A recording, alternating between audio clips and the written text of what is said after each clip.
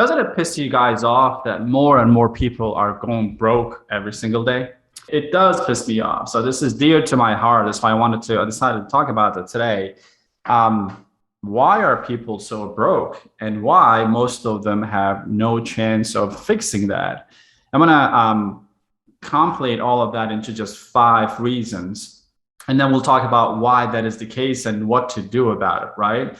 So before I get started, though, if you like my videos and if you want to see more of me talking about concepts like this that will help you do better financially, please like this video and subscribe to our channel, because it definitely helps with the algorithm, so I can get in front of you more and you get notified when I release videos similar to this. So let's go through these 5 things that you need to know about to understand why people are broke, and most importantly, what to do about it so you can fix it for yourself if you're going through that problem. Number one reason that people are broke, because they have no plan to do better. I hear this all the time. Hey man, I got no money, I'm broke, I live paycheck to paycheck. And my question, and you can ask this question to your friends and family who are in the same situation, or if you are in the same situation, you can ask yourself, the question is, okay, well, that's real, right? That's actually happening, and you're going through a financial difficulty, you're broke, maybe you've been broke for many years. So what's the plan? What are you going to do about it?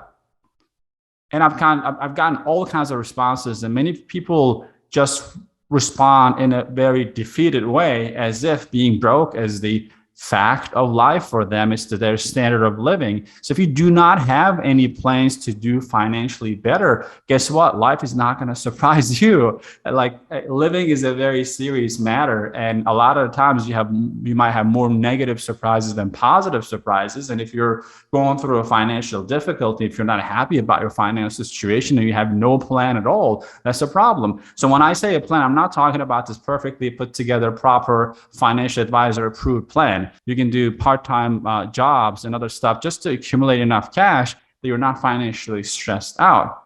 That's the number one thing. People like to complain about their financial situation. When you ask them what they're going to do about it, they take it as just there's no cure for it. That's really not true. So you have to start with believing that there's something you can do about it that you haven't done before, because what you have done, what you know, brought you here. And if you're not happy where you are, that means you got to change something. You got to plan for the next month, the 3 months, the 6 months, the 8 months. Something magical happens when you start thinking about it and start writing it down. I keep a journal. The other day, we just moved into this new house. Beautiful home. We love it. We're so fortunate and grateful to be in this house.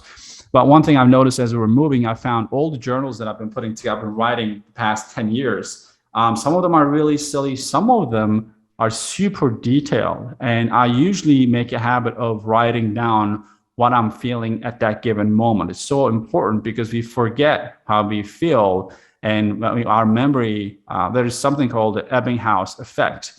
Our memory doesn't serve us well. There's a curve called forgetfulness curve. You forget things, and you only remember the most iconic memories usually, and they're usually bad memories, and we forget some of the good ones. So when you look back, you won't remember how you were feeling at any given moment. So the moments that I feel inspirational, I write them down, and I put the date. Today is 2002 XYZ, and currently I am feeling this and that, and this is what I'm working on right now. So when I look back, I even have journals from the past 15 years, like 15 years ago. And I was thinking about, owning my own business and working from home. That was my dream. Now I work from home. It became a reality. Now, I'm not talking about this law of attraction stuff that you send a wish to the universe and it become real. Manifesting things in your life is real. I truly do believe in that. And I can see it from my journals, but you're not going to wish stuff to the universe and things will happen in your life. It just doesn't work that way. Okay. You have to make that happen. But even if you have nothing going for you right now and you're having a pretty bad day or a pretty bad year or a pretty bad decade, maybe, right? You have to write down what is happening, what has been happening, what you focus on grows. If you're not focusing on your finances, I guarantee you, there's no way that your finances will change for the positive. It will change for the negative for sure. Like if you get hit with a recession, you'll be in a worse situation than you are right now, because, well, you're not planning. You're just hearing things, and things are happening to you instead of you're controlling it, right? So financial plan that I'm talking about is you writing down with all objectivity that you have, what is going on. Today is Tuesday, I don't know, July 2022. I am working 60 hours at this dead-end job. This is how I feel about my job. This is why I'm not happy with my life, and be super specific on the feelings that you have. My current expenses are $3,000. I'm making $3,000 after tax, and this is not helping. And if I keep doing this another year, 2 years, I'm going to start having health problems because I'm stressing out. I always had a goal of buying my own house. Well, you can say goodbye to that because that's not happening with this schedule. So it needs to make you uncomfortable, not uncomfortable to the point that you lose hope, but to the point that you face your own reality. Otherwise, it's a lot easier to forget things over a couple of drinks on a happy hour on Friday and go back to what you're doing on Monday because you think that's just the way to do. It's not. If you want to live differently than most of the people out there, you got to do things differently than most of the people. People do not record their lives. The life that's worth living is worth recording, right? So if you want to live a life with leave some kind of legacy, it's not going to happen after age 45. It's going to happen today, starting from today. And the very first way of you planning your finances is by writing down what it is right now, so you can gauge yourself to what it can be a month, 2 months, 3 months, a year, 2 years, 5 years from now, so you can determine if you need to ask for help, if you need to borrow money, if you need to start lending money, if you need to pick up extra shifts, if you need to change your job, if you need to go ask for a raise, whatever it is that you got to do. You don't want to make those decisions on an impulse because at that given moment you're feeling like you need to do something. But if they're written down, and it doesn't take a lot, guys, like I'm not talking about writing pages and pages and pages of notes. You mark something in the history, right? When you look back at it, you go, oh my God, I had no idea I was feeling that way.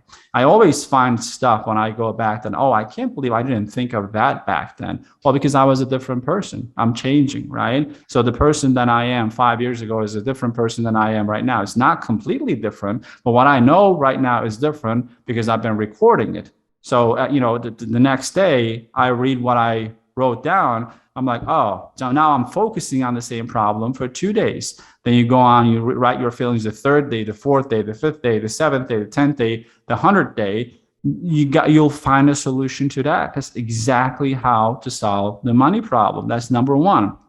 Number two is you have to come to terms with your limiting beliefs on money.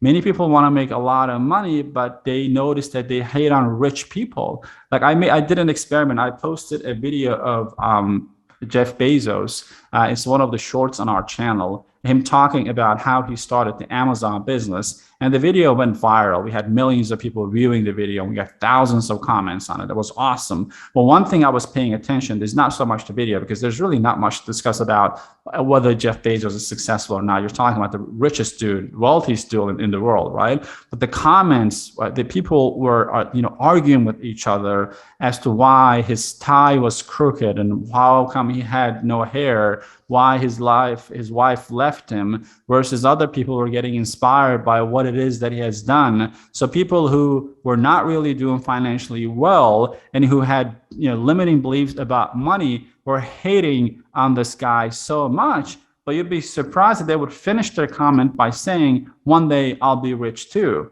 Well, I got news for you. You will not be rich one day, because your identity, your core, your personality believes that your identity is thinking that being rich is equivalent to being evil. That's like hard-coded into you ever since you're a little child. If that's your belief system, trust me, it'll be very difficult for you to get out of the financial rut that you're in. You have to change that belief system. If you grew up in a poor family, I grew up in a poor family, so I'm shooting these videos and I'm helping people because I hated being poor. There's nothing good about, glamorous about being poor, right? And it cost me a lot in my life to be poor. Like my family was separated for about a dozen years. And, even after we got reunited, we had to work hard because my father still filed for bankruptcy and we owed a lot of money in taxes to IRS. Like he owed a lot of money. We had to pay it back. Then I had student loans. So all of that, right? So anything about being poor sucks. It's a horrible feeling. It pulls you down. But On top of that, if you have negative associations with money and growing up in a poor family, you usually hear things like money is the root of all evils, right? Money doesn't grow on tree. Oh yeah, he's successful because he's taking advantage of other people. Oh, that person is rich. He wouldn't understand us. And rich people are only rich because they take advantage of the poor. If you're saying this, or if you've been hearing this around you all the time, how can you go against your identity? You can go against your promises. You can go against your words. You can go against, what you decided to do in your life and totally change it. One thing you will never go against is who you are. Okay? If something is a part of your identity, you cannot go against that. And your beliefs about money are super important. This is at a subconscious level. Again, how to fix that is I want you to write down what you're feeling when you think of you having more money. Close your eyes. Imagine yourself with more money than you ever had, whatever that amount is. Maybe you're imagining yourself in a Lamborghini. Maybe you're imagining yourself in a multi-million-dollar home and a mansion. You're maybe imagining yourself with, a lot of cool people. Whatever it is that defines what being rich means to you, then write down how that feels. You got to feel something, right? So what is that feeling? Does it feel like, yeah, that'd be nice, but I don't know if I would want to do that and do that. I don't want to be like the other guy. Like he's making a lot of money, but he sold his soul and things like that. So people always think that when you're making a lot more money, you're making some kind of exchange. You're selling your soul to the devil or something like that. I'm sure there are people like that. But if that's your belief system, you got to work on your belief system, because you can work hard towards something and end up self-sabotaging. It happens a lot. People self-sabotage themselves all the time. They get that dream job. They're making $150K right now. They do something stupid and get fired, and they go back to what it was before. And you wonder why they did that. Like sometimes you probably have people in your life like that, right? So you look at this person, you're like, I don't understand. He had a good thing going. Why did he just F it up? Like, why would he do that? I don't understand it. He would do that because, or she would do that because they would, if it's against their belief system, they're going to have to sabotage it so they can go back to the level that they're comfortable at.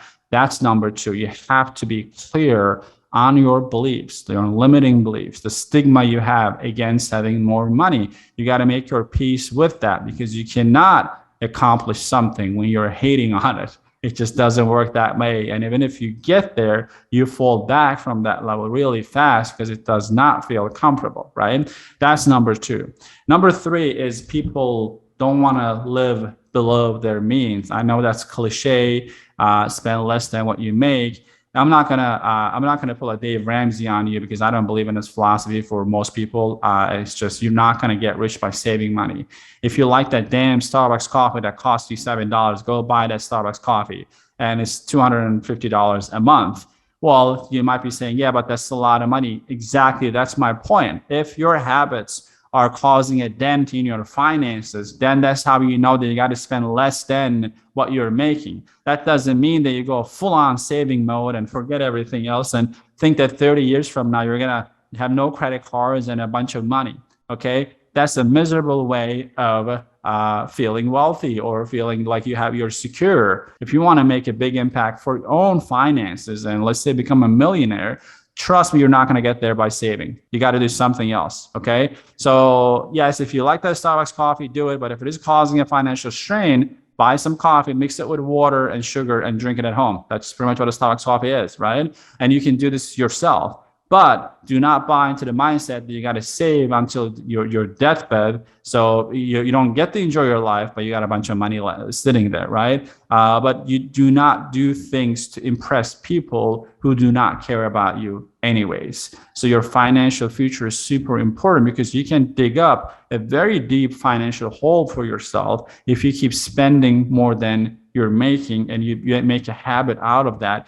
It can pull you down pretty fast. So I always support being frugal on the right things, okay? So super important. You got to live below your means. Number four, you have to invest in yourself. There is no other way that you will financially survive in this competitive world where everyone has access to every kind of information out there, and you not investing yourself will not fly. You'll be beaten out of the competition. Guys, there's no competition at the top.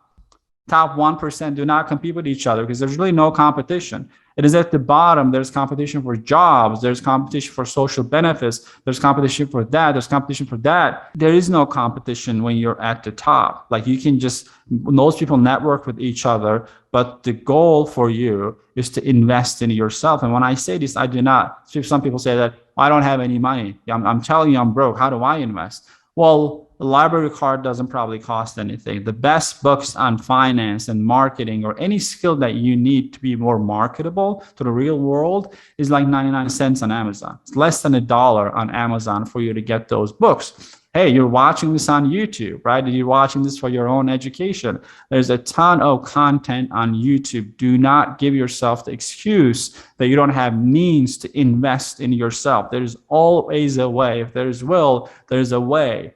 So you have to convince yourself that you have to constantly put information into your mind, not junk, right? So skip a couple of nights on Netflix and in a sling and also some YouTube channels that you shouldn't be watching.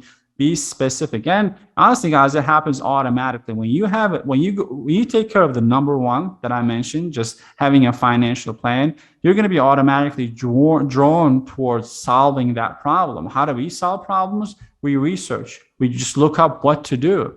Then you start looking up what to do, and the universe or Google or the internet keeps bringing content in front of you that is relevant to solving your problem. So you invest in your own future. One of my first investments in myself was the mastermind. Mastermind is a get together with other professionals, so you can just brainstorm on what to do next and how to grow personally, financially, professionally, start a business. It was $12,000 a year. It was an annual subscription. I had no means of spending that much at all.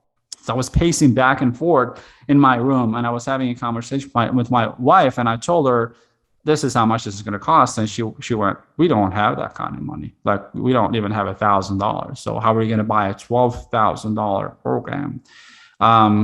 But I'd share with her what it is that I believe it will do for us, because it was going to give me access to people that I would never have access in my circle of influence, because everyone that I knew were dealing with financial problems. So there's nothing I can learn from them that would help me propel me to get to the next level, because I had a financial plan of becoming a millionaire in 5 years. That was my plan. And I cannot get that from the people around me. So I had to hang out with other people who are already there. And I explained that to her, and she understood. And we split up in like 5 credit cards. Was it a risk? Major risk. Did it scare the crap out of me at that point? Absolutely. Did it work? Yes. One thing that worked out of that, it made me addicted to investing in myself, because I noticed that trial and error, especially in this day and age, will burn you. You don't have enough time to figure things out on your own. Honestly, you don't have enough time. You cannot be trying something for 3 years and jumping out on other things for 2 years, because things move so fast, you're going to fall behind. And the success in finances or in business is measured by how much money you're making and how fast you're making, right? So you got to learn from others who have done it. That's the number 4 mistakes. Many people just take advice from people who are worse off than them. Guys, that might make you feel comfortable because you are looked up to as someone who's doing better than all the other family members or friends, but that does not serve you for where you want to go. Okay, so you got to change your friends and your circle of influence pretty much. I'm not saying dump your friends, dump your spouse, and join a community or anything like that. But slowly you have to change yourself. And when you change yourself, others notice that around you. Some of them will not be happy with the change. Some of them will support you. Some will be inspired by you, and they will join you on that journey. But the first thing you need to do is invest in yourself. Find a coach or a mentor that you resonate with. You think this person is transparent and authentic, and they have the good intention in heart to help you. Whoever that person is, maybe you already know that person. It could be your uncle, your father, your spouse, your friend, someone else. If you don't know it, I did not know anyone. You got to go out and find them online. Who will find communities online? There are a lot of free Facebook groups that you can join. Okay, there are a lot of channels. And there are a lot of Zoom meetings, Discord meetings, and all that stuff. So you can invest in yourself. Number 5 is people underestimate how long it takes to reach certain financial tiers. If you're making $3,000 right now, you want to make $10,000 per month from you. That's a jump from $3,000 to 10,000. That's a big jump since you have not made $10,000 before. People underestimate how long that time takes to reach there. For that reason, they cannot measure it. They don't tell themselves, all right, so I'm giving myself a year to go from 3,000 to 10,000. It's going to take a year. Versus what they do is I'm going to find some get rich quick scheme and sign up, and I'm going to make a lot of money next month and buy a Lamborghini. That sounds kind of childish, but millions of people do that every time. Like we've seen it happen with crypto recently, right? People didn't even want to work for somebody else. They didn't want to hold a job. They just wanted to invest in crypto thinking that their life is saved. Guys, every decision has a consequence. You got to pay the price. You're not going to get rich overnight. But the time frames that you think are probably wrong. It doesn't take as long as you think to make those jumps from that 3,000 and 10,000. If you give yourself just 90 days, just focus on one thing for 90 days with all your heart, with all your desire, as if your life depends on it, your life will change. I'm not talking about years and years and years. It used to take 7 years to become a millionaire in the United States, 7 years of building your business. And if you had nothing going on, from nothing to a millionaire, 7 years. It took me 5 years. But this generation, it usually takes 3 years to 4 years. Just getting the time span is being constricted more and more. So you have a massive opportunity in front of you if you take advantage of that. Okay. Beyond my generation, it would take 10 to 15 years to become a millionaire. Now you can pretty much do that in 3 years, 4 years. Let's say it takes 5 years if that is your goal. That was my goal. It doesn't have to be your goal. Maybe you're perfectly fine by making 20, 30, 40K per month, right? But you have to decide how much time you're going to invest into reaching all of these tiers. If you're making 3K right now, for you to make $1 million, that's beyond ceiling. It's in stratosphere. You're not going to see that, okay? So you have to bring it down to a level that's visible to you. So 3,000 to 10,000. Once you reach there, then you can be 10,000 to 25,000. Once you reach there, 25,000 to 50,000. If you create tiers like that, your self-confidence will go up because you're not starting the game totally defeated, thinking that, oh man, I'm at 3,000. I got to make $1 million.